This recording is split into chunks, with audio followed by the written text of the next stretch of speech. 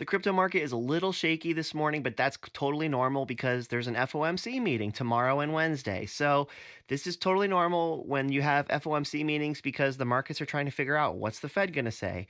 My personal opinion, I don't think the Federal Reserve is going to cut the federal funds rate at all. Interest rates are going to stay level and steady. But I do think in June, in my humble opinion, that they probably will cut. And we're just waiting on some tariff deals to be finalized.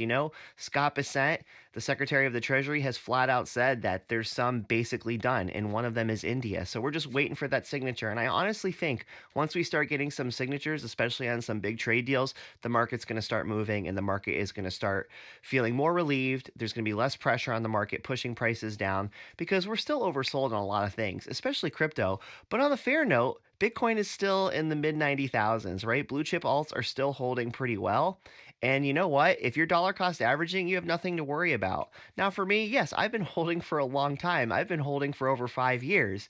So, yeah, like I would love to take some profit. I'm sure a lot of us would. I've had to take some profit in the past, just to kind of pay some bills and things like that.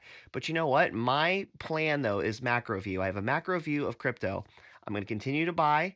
I'm going to continue to dollar cost average for my family, just like I do for my 401k and other things like that. Like, as you can see, I'm not like some super rich guy. I'm in my home office in my house talking to you guys. So I'm just an average retail investor like everybody else. But I try to study, I try to look at everything. There's a lot of history behind the markets, and it's fascinating to me. And we're following track. It's really not that bad. The American economy really isn't that bad.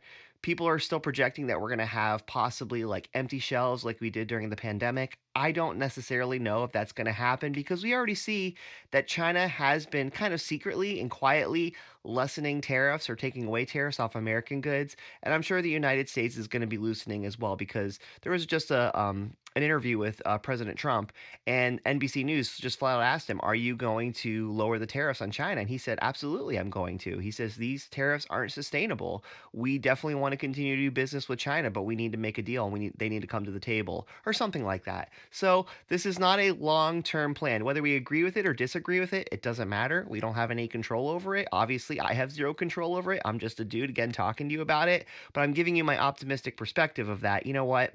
I do think that these these two countries, especially China and the United States, are going to come together, and the world's going to come together because the world needs to do business with the U.S. and the U.S. needs to do business with the world. So all in all, I think the FOMC meeting is going to be okay. I think it's probably going to be a nothing burger. We already know that there's already two rate cuts still on the books for this year. I don't think that's going to change.